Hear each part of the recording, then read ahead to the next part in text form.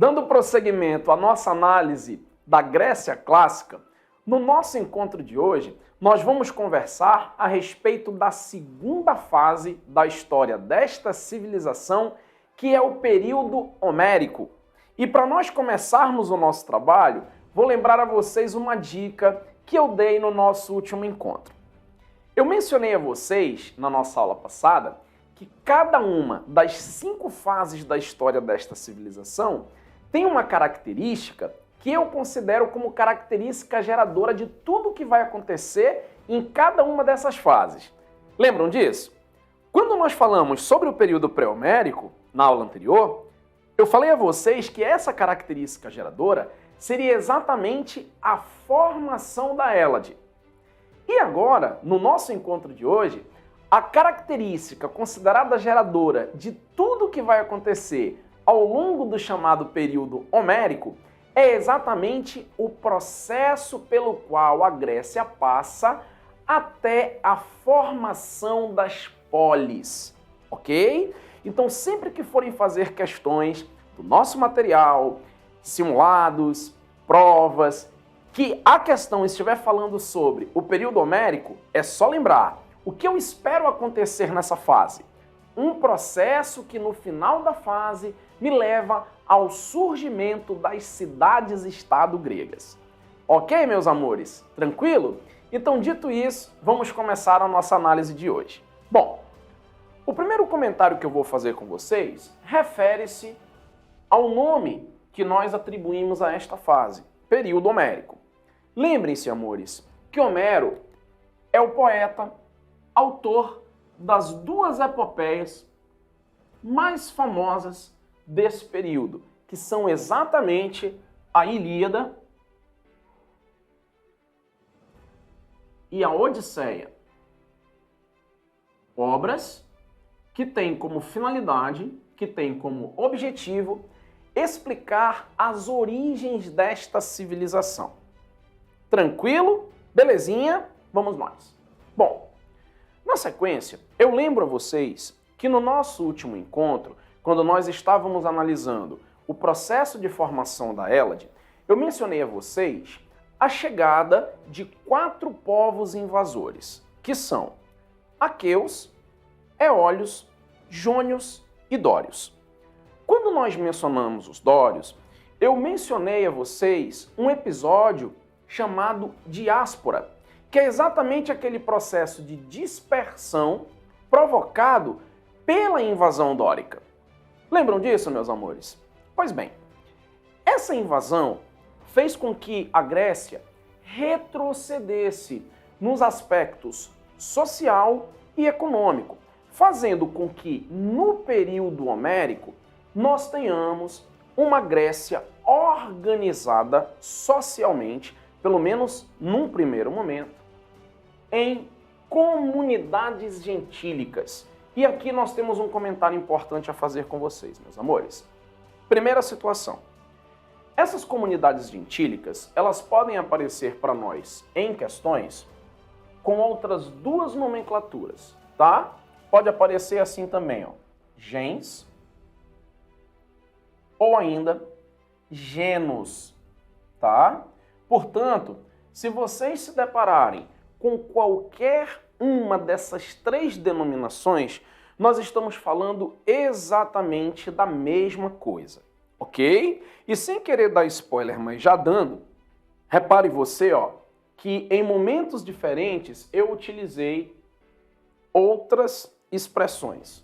Ó, para vocês perceberem que eu posso chamar comunidades gentílicas, posso chamar gens ou posso chamar genus. Estou falando exatamente da mesma coisa. Tudo bem, meus amores? Tranquilo por enquanto? Primeiro comentário que eu queria fazer nesse sentido. Segundo comentário é que nós estamos falando a respeito de comunidades, certo? Então, se nós estamos falando a respeito de comunidades, daqui nós vamos extrair 2 informações, tá? Vejam bem. Quando a gente conversava a respeito do Egito, por exemplo, nós falamos dos nomos. E quando nós falamos dos nomos, eu também falei a vocês que os nomos, eles eram uma comunidade, certo? Vamos analisar a palavra? Vamos lá. Comunidades. Comunidades. O que isso quer dizer, gente? Vejam só. Se eu tenho uma comunidade, significa dizer o seguinte: eu não tenho, dentro dessa estrutura comunitária, a ideia, por exemplo, de classes sociais. Se eu estou falando de uma comunidade, obviamente não cabe a existência de classes sociais. Faz sentido? Se eu não tenho a questão das classes sociais, por tabela, eu também não terei a questão das desigualdades sociais. Ou seja, gente, pelo menos a princípio, nós estamos falando de uma organização social onde todos são considerados iguais, onde todos são proprietários das terras, dos alimentos, dos meios de produção e não estão em níveis socioeconômicos diferentes. Tudo bem, meus amores? Tudo certinho? Vamos nós. Bom, essas comunidades gentílicas, elas também não possuem uma ideia, uma figura de autoridade. Nem faria sentido, porque como nós não temos as classes sociais, como nós não temos as desigualdades sociais, por tabela nós também não temos a necessidade de uma figura de governo. Apesar de que nós temos sim uma figura de liderança, ok? Figura de liderança é essa que nós conhecemos como patriarca, ou também é possível nós encontrarmos em questões como pater. Beleza? Repare você que mais para frente, ó, eu também usei a outra nomenclatura para vocês se acostumarem com as duas possibilidades, porque as duas estão corretas. Tudo bem? Tanto faz chamar de pater ou patriarca, nós estamos falando da mesma figura de liderança que nós temos dentro das comunidades gentílicas, que por sua vez podem ser também denominadas gens ou genos. Tudo bem por hora, meus amores? Tudo certinho? Vamos lá. Vou fazer aqui uma analogia antes de nós darmos sequência e também um comentário. Quando nós falamos sobre os hebreus, eu também falei para vocês que a história desta civilização era subdividida em fases, sendo que a primeira dessas fases era exatamente o período dos patriarcas. Lembram? Então aqui, pessoal, nós temos uma situação exatamente igual. O patriarca lá, com os hebreus, ele era uma figura de liderança, certo? Da mesma forma que o patriarca, ou pater, aqui entre os gregos, no período homérico, também é uma figura de liderança. Ainda não é uma figura de autoridade. Ok? Primeiro comentário que eu queria fazer. Segundo comentário. Vocês que manjam um pouquinho aí de língua estrangeira, né? De inglês, por exemplo, como é que nós chamamos o pai em inglês? Ora, professor, father. Pois é, gente. Olha só. Eu acho que vocês sabem que as origens dessa palavra, né? Father, elas estão aqui, ó, no pater. Tranquilo? Belezinha? Vamos nós. Esse era o segundo comentário que eu queria fazer. O terceiro comentário que eu queria fazer, pessoal, é que esta figura de liderança, ela vai ter algumas funções dentro da comunidade, tá? E quais serão essas funções? Bem, basicamente 3. Primeira delas, juiz. Como assim, professor? Explico, gente. Vamos lá. No papel de juiz, este patriarca, este pater, ele terá como função arbitrar conflitos que possam surgir, que possam existir dentro da comunidade. Afinal de contas, gente, estas comunidades gentílicas, elas são conjuntos de famílias, né? Elas também podem ser vistas como um grande clã, um grande conjunto de famílias. E nós sabemos que dentro desses conjuntos mais extensos, né? Mais povoados, mais numerosos, nós sempre temos conflitos. Então caberia ao patriarca, como líder desta comunidade, arbitrar esses conflitos. Ok? Tranquilo? Primeira função. Segunda função, gente, chefe militar. Como assim, professor? Explico, gente. Traduzindo para o português, esse patriarca como chefe militar, sempre que for necessário, ele vai atuar como general do nosso exército, ok? E este atuar como general pode acontecer em duas situações. Tanto ele vai atuar como chefe militar, tanto ele vai atuar como general, quando nós tivermos a necessidade de defender o nosso território de ataques estrangeiros, como ele também vai atuar como general nos momentos em que nós precisarmos atacar, nos momentos em que nós precisarmos invadir territórios. Tudo bem?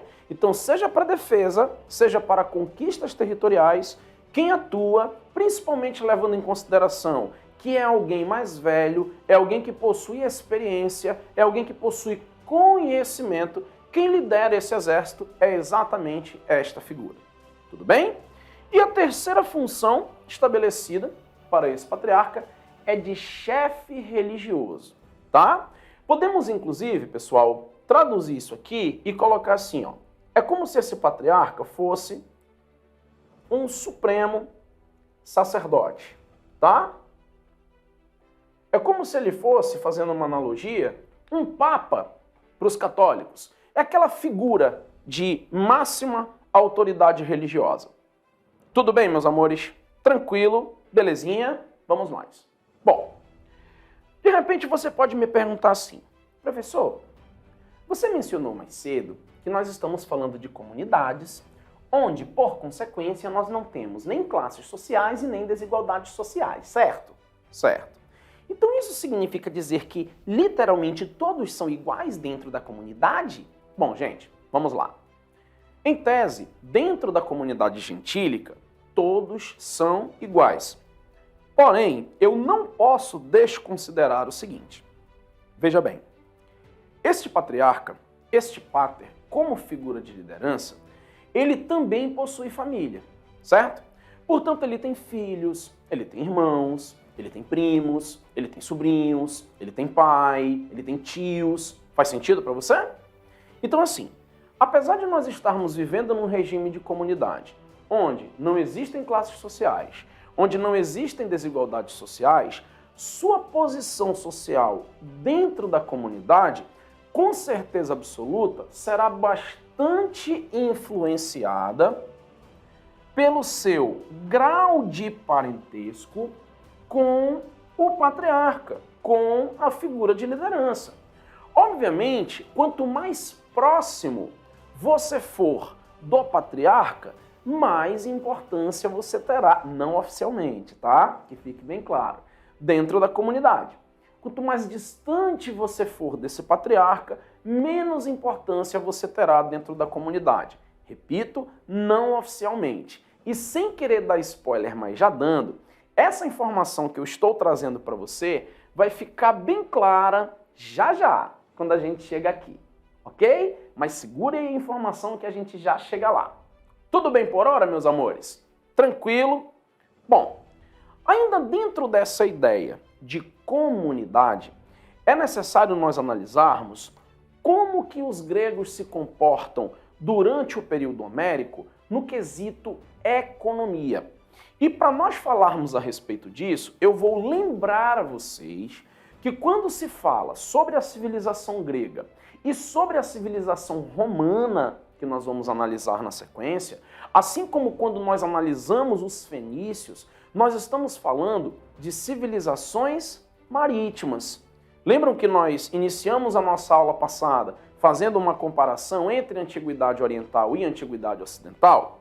Pois é, neste caso, nós sabemos que, diferente das civilizações fluviais, as civilizações marítimas são civilizações que possuem dificuldades com a prática da agricultura. Porém, em compensação, facilidade com a questão do comércio marítimo. Tudo bem, meus amores? Então, neste sentido, eu gostaria de dizer a vocês o seguinte.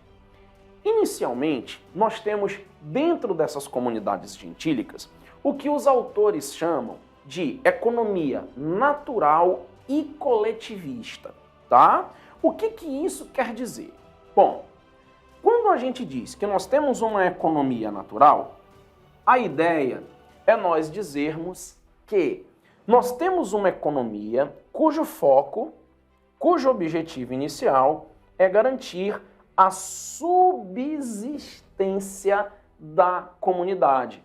Ou seja, gente, quando a gente fala que nós temos uma economia natural e coletivista, a ideia é que nós consigamos, dentro da genus, produzir aquilo que é necessário para alimentar, para abastecer a todos os membros desta comunidade.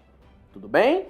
Tanto é verdade que ele está dizendo para mim que essa economia é natural, no sentido de que eu vou procurar produzir o que é necessário para garantir a minha subsistência, e ele também está dizendo que ela é coletivista. Por quê? O objetivo é atender a todos. Tudo bem por enquanto? Porém, gente, eu não posso me esquecer que eu estou falando de uma civilização marítima. Portanto, quando nós falamos de civilizações marítimas, nós estamos falando de civilizações que possuem dificuldade com a prática da produção de alimentos, ok? Então, neste sentido, fica evidente nós percebermos o seguinte. Inicialmente, as atividades econômicas realizadas dentro dessa gens serão a agricultura, obviamente dentro das minhas limitações, e o pastoreio. Tranquilo? Ambas atividades com o intuito de garantir a subsistência da minha comunidade. Porém, aquilo que eu não consegui suprir com as práticas de agricultura e pastoreio, eu vou compensar com guerra e pirataria. Ok? Então deixa eu colocar aqui para vocês. Guerra e pirataria. Objetivo: complementação de recursos. E faz sentido, pessoal. Por quê? Porque nós estamos falando de uma civilização que tem dificuldades em produzir aquilo que precisa. Tudo bem? Daí, gente, chamo a atenção para vocês, desde agora, a necessidade que existe na Grécia de realizar guerras e, a partir das guerras, praticar a pilhagem, praticar a pirataria, praticar a usurpação de recursos de outros povos. Tudo bem?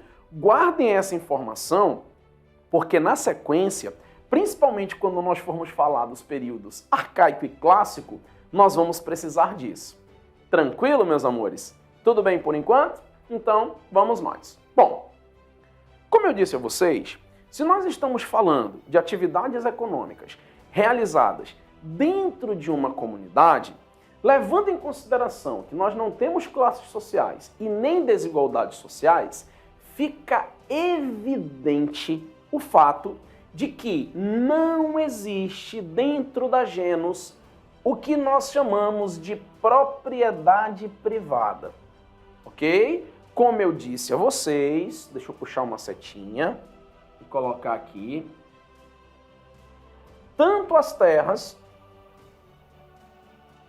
quanto os meios de produção, sejam sementes, ferramentas, tudo aquilo que é necessário para produzir, são considerados inicialmente propriedade coletiva. Tudo bem, meus amores? Numa boa, vamos nós.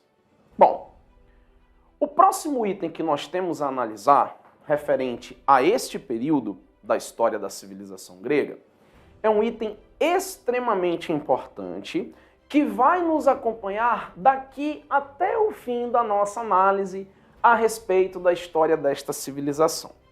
Do que é que nós estamos falando? Nós estamos falando da questão religião. Aí você vai dizer assim para mim, ah, prof, mas isso aí eu já sei. Quando se fala de religião na antiguidade, você mesmo já disse, eles são politeístas. Verdade. Ah, prof, esqueci. E no caso dos gregos, são deuses que são representados, estão relacionados a elementos da natureza e representados de forma humana. Acertei? Acertou. Só que eu preciso acrescentar um detalhe, tá? Vejam bem. É verdade que quando se fala sobre religião entre os gregos, sim, nós estamos falando do politeísmo. Tudo bem. Só que esse politeísmo, ele vai se subdividir em dois tipos de deuses, tá? Que serão os seguintes. Eu terei, inicialmente, os deuses domésticos e, posteriormente, além dos deuses domésticos, eu também terei os deuses públicos, tá? E aqui eu chamo a atenção de vocês para este detalhe que é extremamente importante, tá? Vamos lá. Quem são os deuses domésticos? Gente, os deuses domésticos, perdão, eles são os nossos ancestrais, tá? Inclusive, pessoal, pode aparecer para vocês em questões alguma coisa referente a esses deuses ancestrais, a esses deuses domésticos, com a denominação de lares. Ok? Explico. Vou inclusive fazer uma analogia para facilitar o teu entendimento. Vamos lá. Pessoal que é cristão católico, por exemplo, sempre que se entra numa igreja católica, nós temos lá no altar o sacrário. E geralmente, ou acima do sacrário, ou nas laterais do sacrário, nós temos uma chama, uma luzinha vermelha que não se apaga de jeito nenhum. Esta luzinha vermelha próxima do sacrário, ela tem um simbolismo. Ali tenta-se representar a presença de Deus naquele ambiente, certo? Pois é. Aqui, gente, o raciocínio é exatamente o mesmo, ok? Dentro das casas de todos os gregos deste período, nós temos um altar muito parecido com o altar que nós temos na Igreja Católica.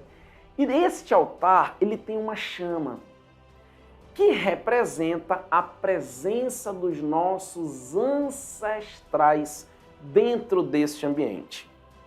Fato que exige cuidado para que a chama nunca se apague, para que nós não venhamos a perder o contato com os nossos ancestrais, que para nós são considerados deuses, os deuses domésticos, ok? Então, quando eu mencionei a vocês, ainda há pouco, que o patriarca tem a função de chefe religioso, significa dizer que é ele que preside esses cultos relacionados inicialmente a esses deuses domésticos.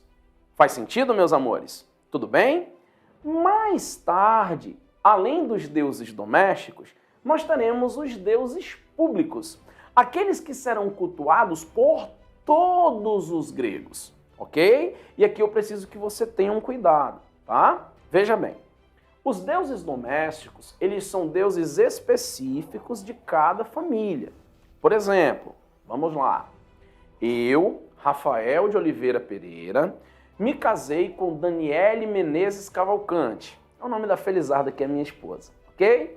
E aí ela passou a chamar-se Daniele Menezes Cavalcante de Oliveira, tudo bem? Então ela passa a fazer parte da minha família. Tá, Deus o livre, morreu o pai da minha esposa.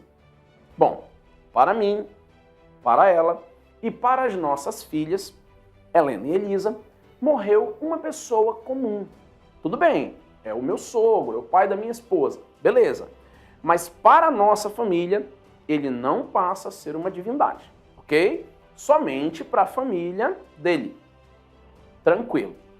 Deus o livre e guarde, morreu meu pai. Bom, o meu pai, para mim, minha esposa, minhas filhas e o restante da minha família, passa a ser um Deus doméstico, ok? Então percebam vocês, meus amores, que cada família possui os seus próprios deuses domésticos, tudo bem? Diferente do que será mais na frente quando nós falarmos dos deuses públicos. Por exemplo, quem na Grécia cultua Zeus? Todos. Quem na Grécia cultua Poseidon? Todos. Por quê? Porque nós estamos falando de deuses públicos, ok? Diferente de como funciona a questão dos lares, os chamados deuses ancestrais ou deuses domésticos. Tudo certinho, meus amores? Faz sentido? Bom, vamos lá. Porém, gente, nós vamos chegar num determinado período, dentro do período numérico, onde não teremos mais condições de ter esta organização social baseada em comunidades gentílicas. Por quê? Lembrem-se que nós estamos falando de uma civilização marítima, né? Cuja uma das características principais é a questão da escassez de terras férteis. Tudo bem?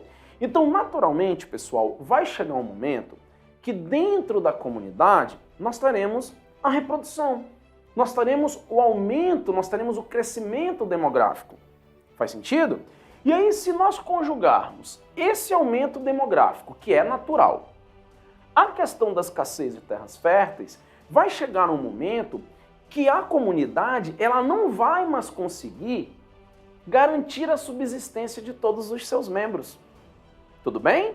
Então, o que nós vamos perceber a partir deste momento, quando a comunidade gentílica não conseguir mais garantir a subsistência de todos os membros, é que nós vamos passar a ter conflitos internos a esses genos em busca de terras férteis. Ok? Para que, por tabela, nós tenhamos a garantia da produção de alimentos que venham a garantir a subsistência da nossa população.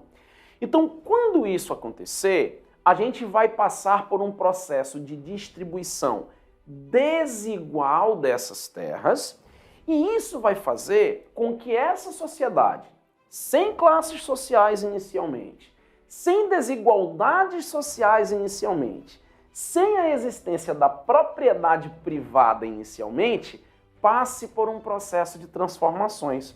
E esse processo de transformações, que eu vou explicar para vocês agora, vai nos levar ao que nós chamamos de desagregação ou desintegração dos genos.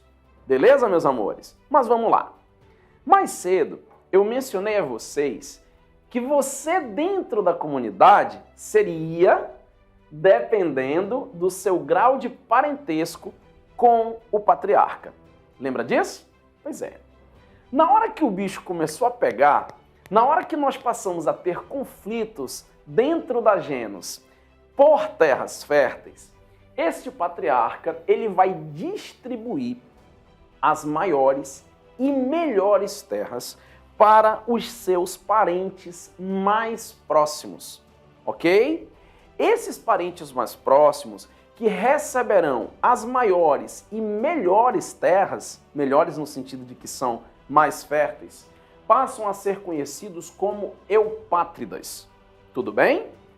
Esse termo eupátrida significa bem-nascido. E faz sentido, amores. Por que nós consideramos os eupátridas como bem-nascidos? Porque eles nasceram próximos ao páter, próximos ao patriarca, próximos à figura de liderança. Então, no momento em que foi necessário distribuir terras, por conta desta proximidade, eles ficaram com as maiores e melhores terras. Vou colocar aqui a informação para vocês, para ficar bem tranquilo. Completem aí. Maiores e melhores terras. E chamo a atenção de vocês para um detalhe, pessoal, antes de nós passarmos para a análise do próximo item.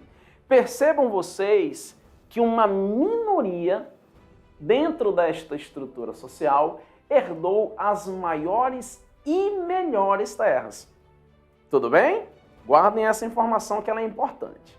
Bom, para aquelas pessoas mais distantes, mas de alguma forma ainda próximas desse patriarca, sobraram as menores e piores terras. Piores no sentido de serem menos férteis, de não serem tão férteis quanto as terras concedidas aos eupátridas. Ok? Esta classe social que está surgindo é uma classe social de agricultores que nós denominamos de geórgões. Tudo bem, amores? Deixa eu anotar aqui para vocês, para ficar bem tranquilo. Vamos lá. Agricultores. É possível que eles não recebam nada, ok? Mas, geralmente, eles ficam com as menores e piores terras. Então aqui eu quero fazer 2 comentários com vocês, tá? Primeiro comentário, amores. Existe a possibilidade desses geórgões serem agricultores no sentido de que eles vão trabalhar nas terras dos eupátridas. Essa é uma primeira possibilidade, tá? Uma segunda possibilidade é que eles possuam terras, só que não no mesmo nível, não no mesmo patamar, não com as mesmas características, não com a mesma estrutura da terra dos eupátridas, o que naturalmente vai fazer com que aqui nós tenhamos os ricos e aqui nós tenhamos os pobres. Ou seja, meus amores, começam a surgir as classes sociais e, por tabela, as desigualdades sociais. Tudo bem? Tranquilo? Vamos lá.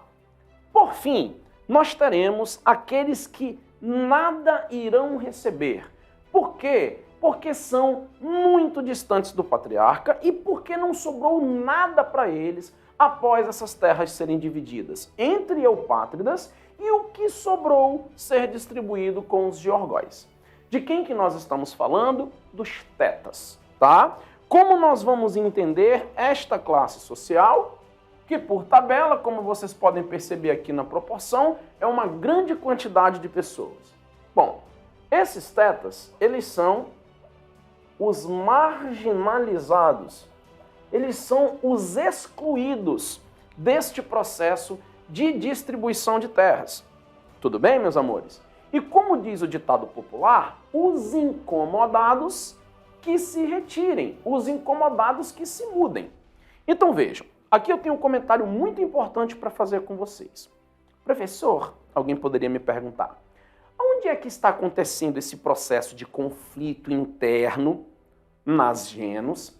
Aonde é que estão tendo essas disputas por terras que vão fazer com que surjam classes sociais, desigualdades sociais? Tem um lugar específico? Tem, amores? É na Grécia como um todo.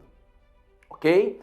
Então, esta nova organização social que eu estou explicando para você, ela não está em Atenas, ela não está em Esparta, ela não está em Argos, ela não está em Tirinto, ela não está... Você entendeu? Isso aqui é a nível de Grécia, ó.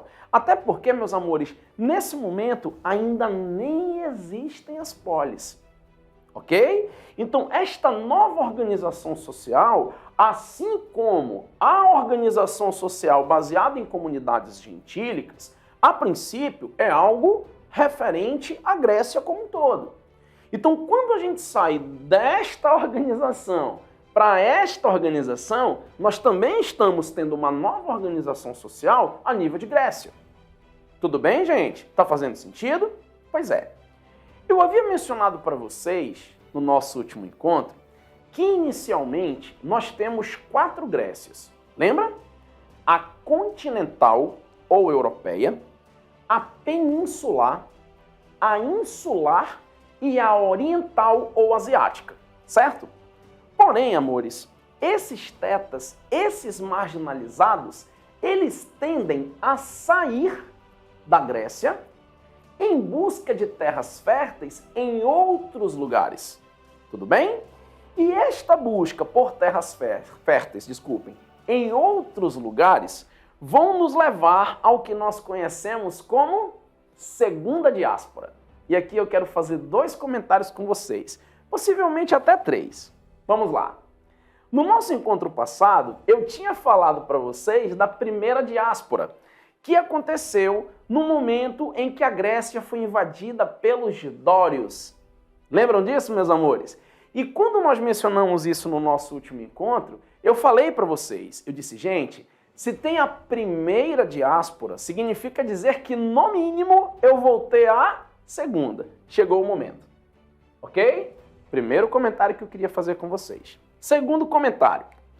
Lembrem-se, amores, que o termo diáspora significa dispersão, certo? Então, se eu tenho a segunda diáspora, isso significa dizer que eu vou ter uma nova dispersão entre os gregos, ok? E aí eu queria que você percebesse o seguinte. Pensa comigo. Se Deus o livre guarde e te proteja, você estivesse passando pela frente do shopping, por exemplo, e você fosse abordado por um ladrão. Se você tivesse a chance de fugir, você fugiria para dentro do shopping, buscando ajuda, levando em consideração que o shopping está bem ocupado, bem povoado, ou você correria em direção a uma rua deserta? Acho que a escolha é óbvia, né? Claro, prof, eu correria para dentro do shopping pedindo ajuda. Pois é, e é exatamente neste ponto que eu quero te dar uma dica. Veja bem, vou fazer aqui um desenho feio, tá? Vamos pensar bem assim. Ó. Vamos imaginar que isso aqui seja a Grécia continental. Vamos imaginar, deixa eu mudar aqui a cor do pincel, que aqui, ó, a gente tem a Grécia peninsular, ok? Vamos imaginar que aqui eu tenho a Grécia insular, tá aqui as ilhas do Mar Egeu, tá aqui a ilha de Creta, por exemplo. Desenho bonito, né? E bem aqui, ó, eu tenho a Grécia oriental ou asiática. Tudo bem? Pergunta. Quando os dórios invadem, o que você acha que é a tendência? A galera correr para dentro da Grécia em busca de ajuda ou correr para fora da Grécia? Ora, professor, que pergunta! Num primeiro momento, se eu estou fugindo de um invasor, a tendência é eu correr para dentro da Grécia em busca de ajuda. Exatamente. Então vejam, ó, com a invasão dos dórios, nós temos a primeira diáspora, certo? Vou colocar aqui para você. Primeira diáspora. Então o que é que nós vamos pensar? Na primeira diáspora, a galera que fugiu dos dórios fugiu para dentro da Grécia em busca de ajuda, fugindo do invasor. Faz sentido? Agora, meus amores, na segunda diáspora, o que está acontecendo? A galera está saindo da Grécia em busca de terras férteis em outros lugares. Por quê?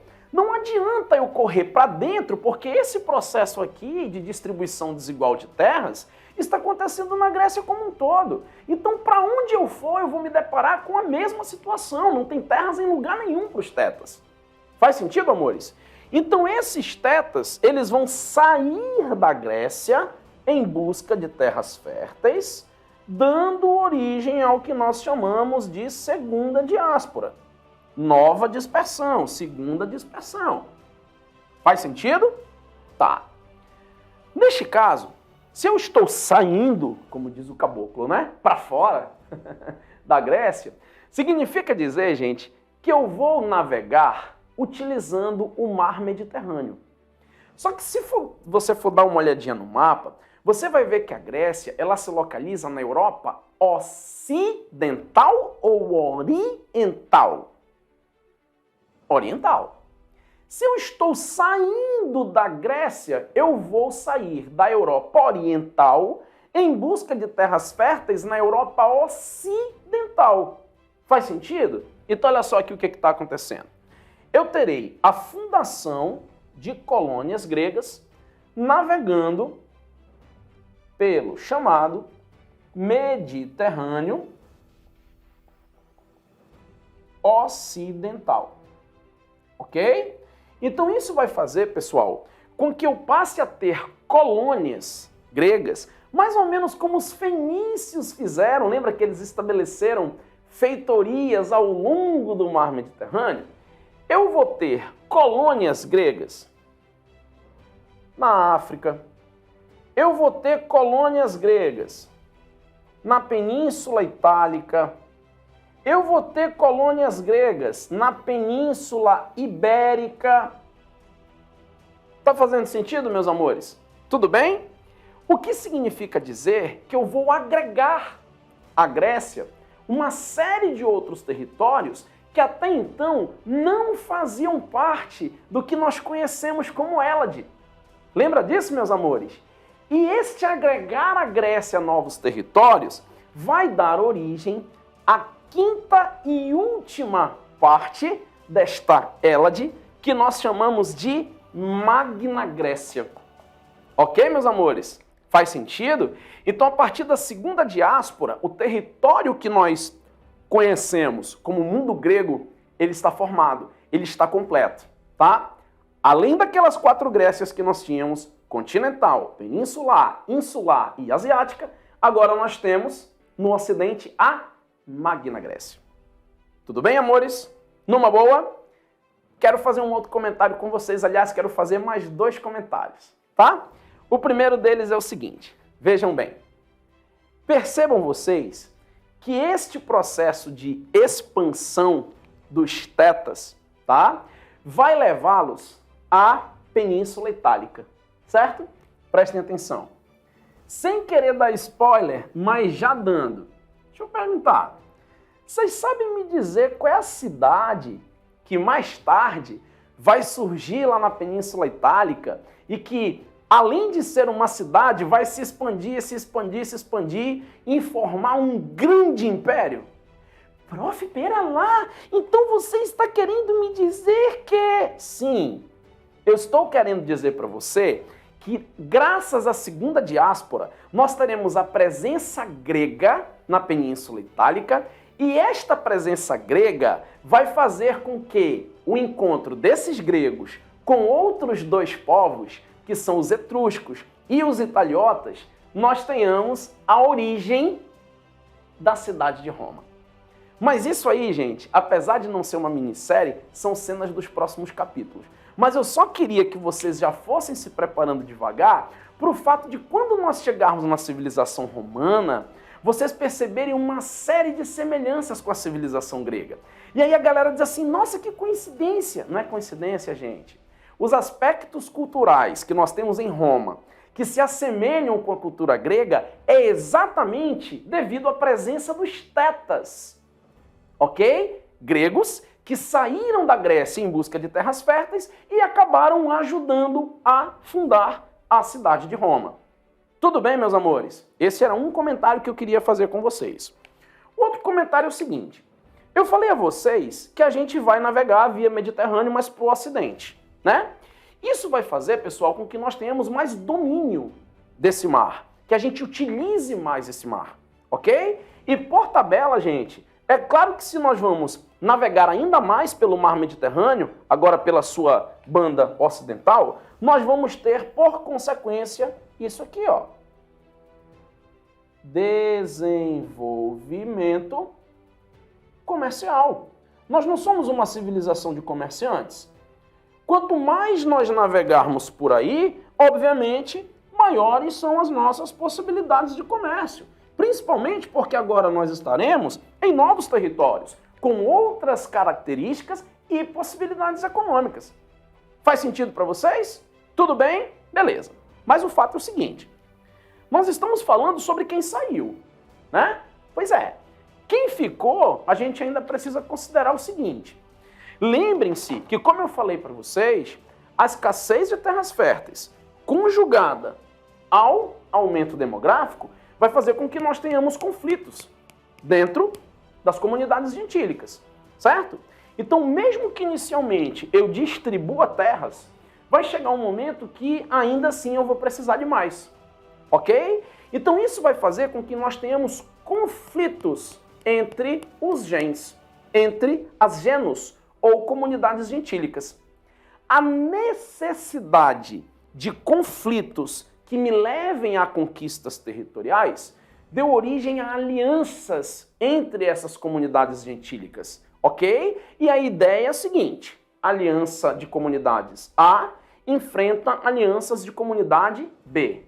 Alianças de comunidade B foi derrotada. alianças de comunidade A se apropria daquele território, ok? Então, este item que eu acabei de explicar para você vai dar origem ao que nós chamamos de cinesismo, tá? Como assim, professor, cinesismo? Processo de desagregação das genus que vai nos levar a este item que eu vou te explicar. Veja bem. Lembra que eu acabei de falar para vocês sobre alianças entre genus? Pois é, o que aconteceu? Essa aliança fez com que determinadas genus se apropriassem de territórios de outras determinadas genus, certo? Então nós vamos pensar o seguinte. O conjunto de genus deu origem ao que nós chamamos de fratrias, ok? Então vamos lá. Conjunto de genus, fratrias. Tudo bem? Prof, resolveu o problema? Bom, inicialmente sim. Só que lembrem-se que o problema da escassez de terras férteis é um problema constante, ok? Então mais tarde nós vamos ter um conflito de fratrias. Esse conflito de fratrias vai dar origem a tribos, tá? Então nós vamos pensar o seguinte. O conjunto de genus dá origem a fratrias. O conjunto de fratrias dá origem a tribos. O conjunto de tribos dá origem às demos. E, finalmente, o conjunto de demos dá origem às polis, ou, se você preferir, cidades, estado. Tudo bem, meus amores? Aqui eu quero fazer um comentário com vocês. Percebam que, num primeiro momento, eu escrevi polis e aqui eu escrevi polis. Por quê? Porque você escreveu errado. Não, porque também existem essas duas possibilidades de grafia, tá? Então, tanto faz você encontrar polis ou polis, nós estamos falando da mesma coisa. Ok? Tudo bem? Deixa eu te fazer uma pergunta. Lembra que no início do nosso encontro eu falei que nós tínhamos uma característica que seria a característica geradora de tudo que iria acontecer nesta fase? Que característica é essa? Ora, professor, é o processo de formação das polis. Pergunto, amores, nós já tivemos o cinesismo que nos levou conflito entre genus, formou fratrias, conflito entre fratrias, formou tribos, conflito entre tribos, formou demos, e conflitos entre demos, formou polis? Já temos o surgimento das cidades-estado gregas? Se sim, já alcançamos o objetivo da fase. E se já alcançamos o objetivo da fase, nós estamos saindo do período homérico e entrando no período arcaico. Tudo bem, meus amores? Tranquilo? Forte abraço para vocês e beijo no coração.